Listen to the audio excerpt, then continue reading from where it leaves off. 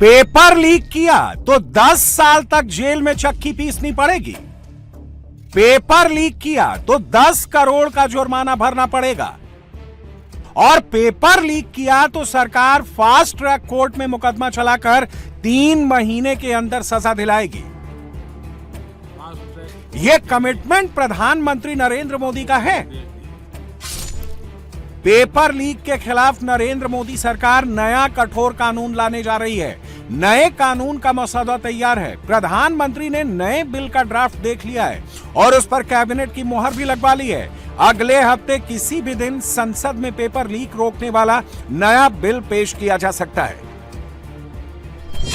Paper leak पर नया कानून लाने से पहले सरकार ने नेशनल टेस्टिंग एजेंसी एनटीए की ओवरहॉलिंग कर दी है।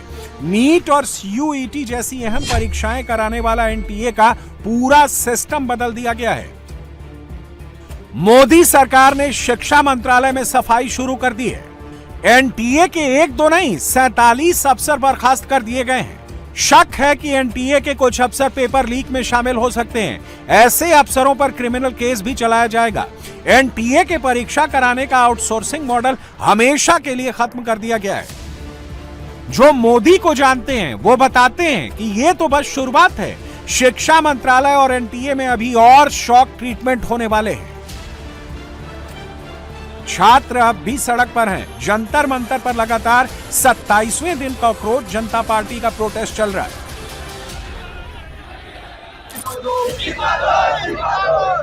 धीरे धीरे ये प्रोटेस्ट सीजेपी के दायरे को क्रॉस कर पूरे देश में फैल रहा है।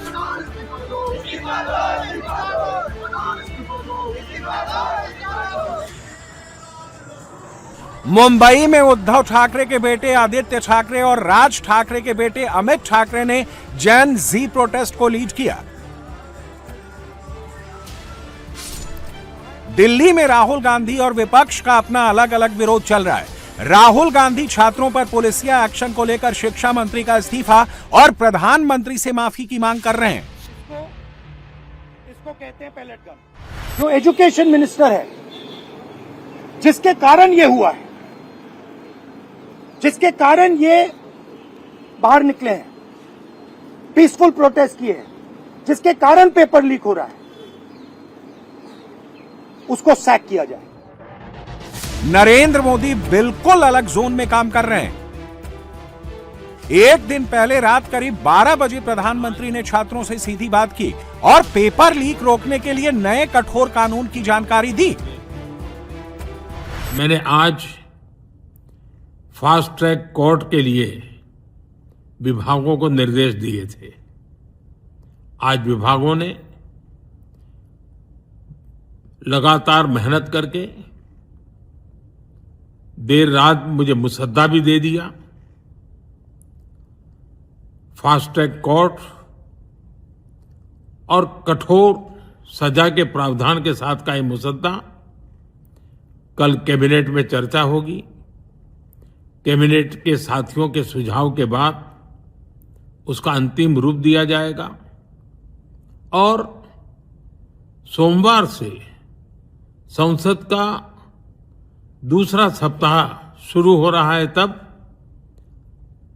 जल्द से जल्द उस बिल को सदन में पारित कराने का प्रयास किया जाएगा। पेपर लीक रोकने के लिए एक कानून पहले से है। 2 साल पहले 2024 में मोदी सरकार ने ही पेपर लीक रोकने का कानून बनाया था। लोक परीक्षा अनुचित साधन निवारण अधिनियम 21 जून 2024 से लागू है। 2024 का पेपर लीक कानून UPSC, SSC, RRB, NEET, CUET, UGC NET और केंद्र सरकार की अन्य भर्ती और प्रवेश परीक्षाओं पर लागू होता है। इसके तहत क्वेश्चन पेपर लीक करना, क्वेश्चन पेपर हासिल करना, बेचना या खरीदना, परीक्षा से पहले क्वेश्चन पेपर हल करना या करवाना, परीक्षा में संगठित नकल करना, कंप्यूटर नेटवर्क या एग्जाम सिस्टम में सेंधमारी करना, असल परीक्षार्थी की जगह दूसरे व्यक्ति से परीक्षा दिलाना, एग्जाम प्रोसेस में बाधा डालना जैसे अपराध शामिल किए गए हैं। 2026 के नीट पेपर लीक केस की जांच इसी कानून के तहत हो रही है। 2 साल पहले बनाए गए कानून के तहत ही सीबीआई ने कुल 13 गिरफ्तारियां की हैं। नीट पेपर लीक के सभी 13 आरोपी जेल में हैं, किसी को जमानत नहीं मिली है। सीबीआई ने चार्जशीट दाखिल कर दी है, लेकिन किसी आरोपी को अभी सजा नहीं हुई है। सवाल यह है कि जब 2 साल पहले का कानून मौजूद है तो नया कानून क्या नया कर देगा। यहां पेपर लीक के पुराने कानून और नए कानून का अंतर समझना जरूरी है। पेपर लीक के मौजूदा कानून में व्यक्तियों और संगठित अपराधियों के लिए 2 अलग तरह की सजा के प्रावधान है। पेपर लीक करने वाले व्यक्तियों को 3 साल से 5 साल की कैद और संगठित अपराधियों के लिए 5 से 10 साल की जेल का प्रावधान है। नए कानून के तहत 10 साल की जेल निश्चित होगी। पेपर लीक के पुराने कानून में व्यक्तियों पर 10 लाख तक का जुर्माना और संगठित अपराधियों पर 1 करोड़ तक का जुर्माना लग सकता है। नए कानून के तहत जुर्माने की रकम 10 करोड़ की जा रही है। पुराने कानून के तहत पेपर लीक के मामलों की सुनवाई जिला कचहरियों में होती थी। नए कानून के तहत पेपर लीक के मुकदमे फास्ट ट्रैक कोर्ट में सुने जाएंगे और 3 महीने के अंदर फैसला सुनाना होगा। यानी मोदी सरकार सजा को कठोर कर रही है, साथ ही जुर्माना भी बढ़ा रही है। 2 साल पहले 2024 में पेपर लीक वाला बिल डीओपीटी के राज्य मंत्री जितेंद्र सिंह ने संसद में पेश किया था। इस बार भी सरकार यह काम जितेंद्र सिंह को दे सकती है। जितेंद्र सिंह जेपी नड्डा के साथ कॉकरोच जनता पार्टी के प्रतिनिधियों से बात कर रहे हैं। 3 दिन पहले राहुल गांधी के पीएम हाउस वाले प्रोटेस्ट में भी जितेंद्र सिंह राहुल गांधी को समझाने के लिए भेजे गए थे। माननीय प्रधानमंत्री जी ने कल पेपर लीक करने वाले घटनाओं के लिए और शीघ्रातिशीघ्र उनके दंड को सुनिश्चित करने के लिए फास्ट ट्रैक कोर्ट की घोषणा की। आज केंद्रीय कैबिनेट ने इस अपराध में संलिप्त लोगों को कठोर दंड देने के प्रावधान वाला एक प्रभावी बिल पास किया। तो एक तरफ यह दर्शाता है कि प्रधानमंत्री श्री नरेंद्र मोदी जी के नेतृत्व में हमारी सरकार स्टेप बाय स्टेप हर दिशा से, हर प्रकार से समस्या के समाधान के लिए प्रयास कर रही है, संवेदनशीलता के साथ।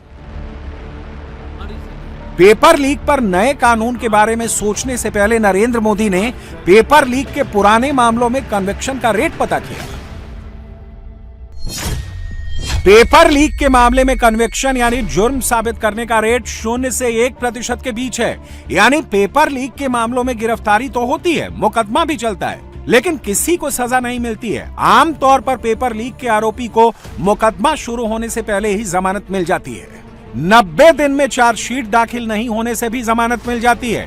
पेपर लीक की जांच करने और सबूत इकट्ठा करने में ढिलाई होती है, जिसका फायदा आरोपियों को मिलता है। कोर्ट में पेपर लीक का जुर्म साबित नहीं हो पाता। नए दौर में paper leak mainly electronic source से होता है। इसमें सजा दिलाना और मुश्किल होता है। पेपर लीक कराने वाले टेक्निकली एडवांस होते हैं। जांच एजेंसियों के लिए पेपर लीक के इलेक्ट्रॉनिक फुटप्रिंट तलाशना आसान नहीं होता। लैपटॉप और मोबाइल आदि नष्ट कर देने से सबूत मिट जाते हैं। पैसे का लेन देन कोर्ट में साबित करना भी मुश्किल होता है। पेपर लीक केस में गवाही देने के लिए छात्र और पेरेंट्स आगे नहीं आते। पेपर लीक पर नए कानून का मसौदा सार्वजनिक होने से पहले इंडिया टीवी के editor in chief Rajat Sharma ने देश के नामी वकील हरीश साल्वे से पेपर लीक कानून के बारे में पूछा।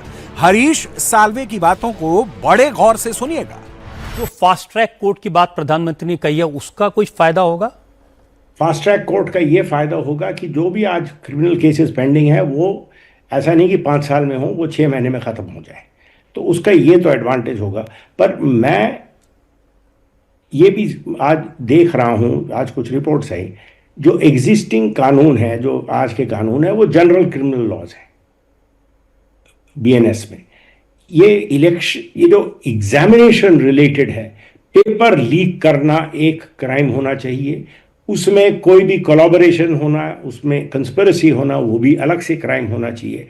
और इस किस्म के जो होता है, जो भले टीचर हो, पेपर सेटर हो, या जो हैंडलर हो, जो प्रिंटर हो, जो भी हो, जितना भी छोटा उसका रोल हो, इसमें 5 से 10 साल की सजा होनी चाहिए। लोगों को पता होना चाहिए कि ये बच्चों की जिंदगी से खेल रहे हैं। ये आपकी बात बिल्कुल सही है। जो पेपर लीक से भरोसा उठाया ना, वो इसलिए उठाया क्योंकि जिसने पेपर लीक किया पकड़ा, उसको बेल मिल गई।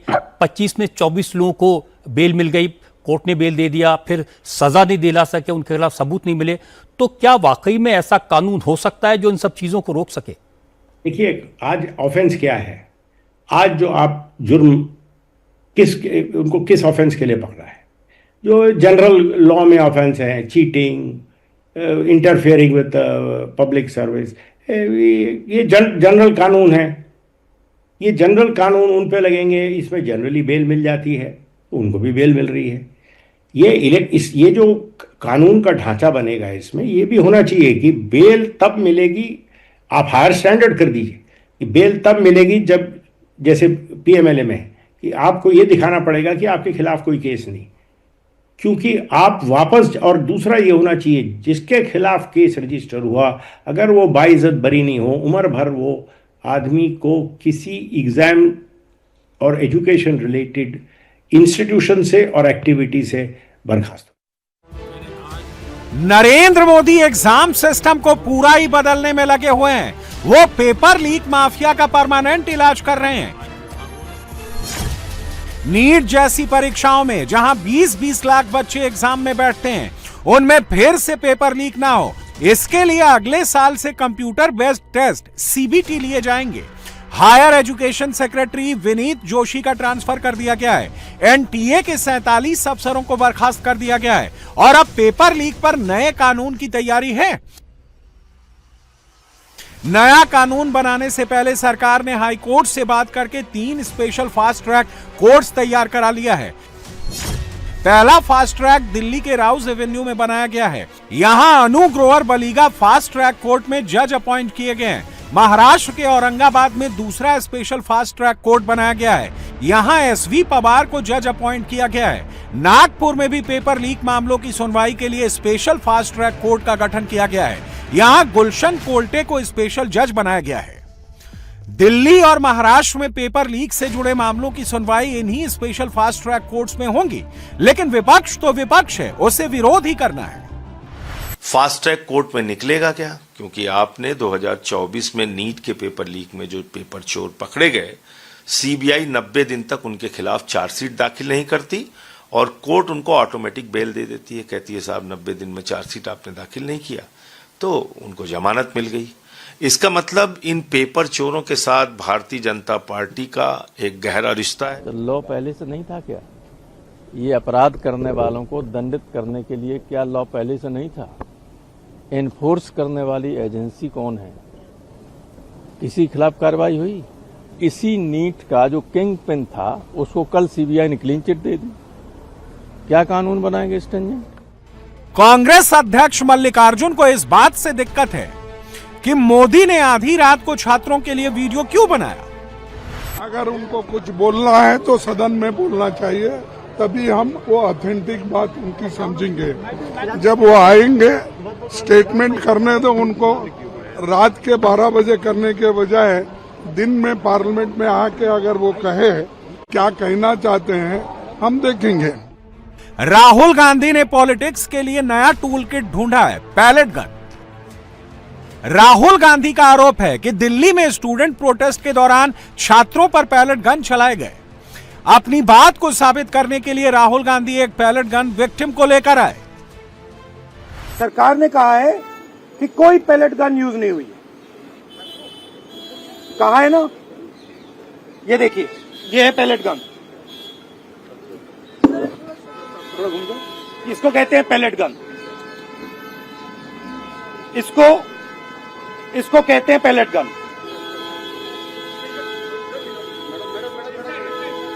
ठीक है, और इनकी आंख डैमेज हो गई है। इनकी आंख से इनको दिखाई नहीं दे रहा है।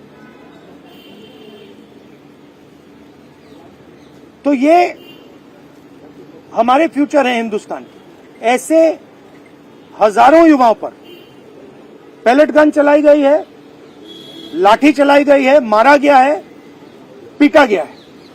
तो सरकार को झूठ बोलना बंद करना पड़ेगा। राहुल एंड राहुल की पार्टी ने संसद में आज भी कुछ काम नहीं होने दिया। राज्यसभा में जरूर ऐसा हुआ कि सरकार ने मौका देखकर वंदे मातरम बिल पेश कर दिया। दिल्ली के कॉन्स्टिट्यूशनल क्लब के पास वीपी हाउस में सरकार और कॉकरोच जनता पार्टी के प्रतिनिधियों के बीच 2 घंटे तक बातचीत हुई। सरकार की ओर से इसमें जेपी नड्डा और जितेंद्र सिंह शामिल हुए। सीजेपी ने अपने 2 प्रवक्ताओं सौरभ दास और आशुतोष रांका को भेजा। उनकी मुख्यतः 3 डिमांड थी और 5 सुधार के दृष्टि से परीक्षा में सुझाव नहीं। हमने उनको कहा है कि हम कल आपके साथ दोपहर बाद मिलेंगे और फिर हम आपसे जो चर्चा वो आपको बताएंगे। जंतर मंतर पर घटनाओं की स्पीड बहुत तेज है। गुरुग्राम के मेदांता अस्पताल में भर्ती सोनम वांगचुक ने 27 दिन बाद अनशन खत्म कर लिया। जेपी नड्डा और जितेंद्र सिंह गुरुग्राम के मेदांता अस्पताल में सोनम वांगचुक से मिले और उनका अनशन खत्म कराया। फिर ये दोनों मंत्री सीजेपी के प्रतिनिधियों से मिले, मगर जंतर मंतर पर चल रहा है स्टूडेंट प्रोटेस्ट सोनम वांगचुक और अभिजीत दीपके के कंट्रोल से आगे निकल चुका है, इसलिए सीजेपी भी दबाव में है। सीजेपी की 3 मुख्य मांगे हैं। नंबर 1, धर्मेंद्र प्रधान का इस्तीफा या बर्खास्तगी। नंबर 2, आंदोलनकारी छात्रों पर की गई एफआईआर की वापसी। और नंबर 3, नीट सुसाइड विक्टिम्स के लिए 1-1 करोड़ का मुआवजा। सीजेपी इन 3 मांगों को नॉन नेगोशिएबल बता रही है। सरकार इसमें से 2 मांगों पर पॉजिटिव साइन दिखा रही है। हमारी मेन डिमांड है 3, उनमें से 2 डिमांड कॉम्पनसेशन और एफआईआर का विड्रॉल और सॉवरेन गारंटी, उस पे सरकार पॉजिटिव है। और रिजाइन साथ हमने एक और चीज, रिजाइन का हम लोग बोल रहे हैं, साथ एक और चीज हुआ है। हम लोगों ने बोला कि दिल्ली पुलिस के द्वारा बहुत सारे यंग लड़के लड़कियां जो युवा है इस देश के, उनको कल रात से पूरे दिन और आज भी डिटेन किया जा रहा है कोई भी रीजन के बगैर। उन्होंने बोला कि ऐसा कुछ तो नहीं हो रहा है, लेकिन अगर हो रहा है तो उन्होंने आश्वासन दिया है कि ऐसा नहीं होगा। बात फंसी है शिक्षा मंत्री धर्मेंद्र प्रधान के इस्तीफे पर।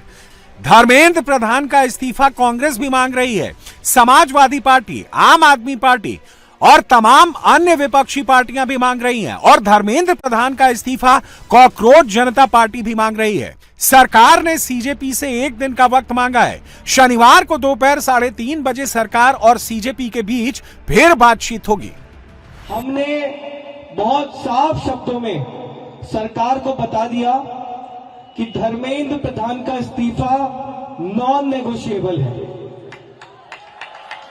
धर्मेंद्र प्रधान का इस्तीफा या उनके कैबिनेट के बर्खास्तगी के बिना यहां पर जो प्रदर्शन चल रहा है, जो पूरे देश भर में प्रदर्शन चल रहा है, वो प्रदर्शन बंद नहीं होगा। ये हमने आज सरकार को साफ शब्दों में कम्युनिकेट कर दिया है कि हम अब ज्यादा वक्त इस पर जाया नहीं कर सकते। अगर जल्दी धर्मेंद्र प्रधान का इस्तीफा नहीं होता है, अगर अगले 1 दिन में 2 दिन में धर्मेंद्र प्रधान को बर्खास्त नहीं किया जाता है, तो फिर कॉकरोच जनता पार्टी की तरफ से एक और कॉल दिया जाएगा, नेशनल कॉल दिया जाएगा 20 जुलाई की तरह। और हमने ये भी सरकार को बता दिया है कि इस बार का जो कॉल होगा वो 20 जुलाई से कहीं ज्यादा बड़ा होगा, कहीं ज्यादा व्यापक होगा और राष्ट्रीय स्तर पर होगा। नरेंद्र मोदी दबाव में काम नहीं करते, लेकिन छात्र सड़क पर हैं, तो सरकार पर प्रेशर दिख रहा है। मोदी सरकार छात्रों को ध्यान से सुन रही है, उनके मुद्दों का समाधान कर रही है, एग्जाम का पूरा सिस्टम बदल रही है और नया कानून भी लेकर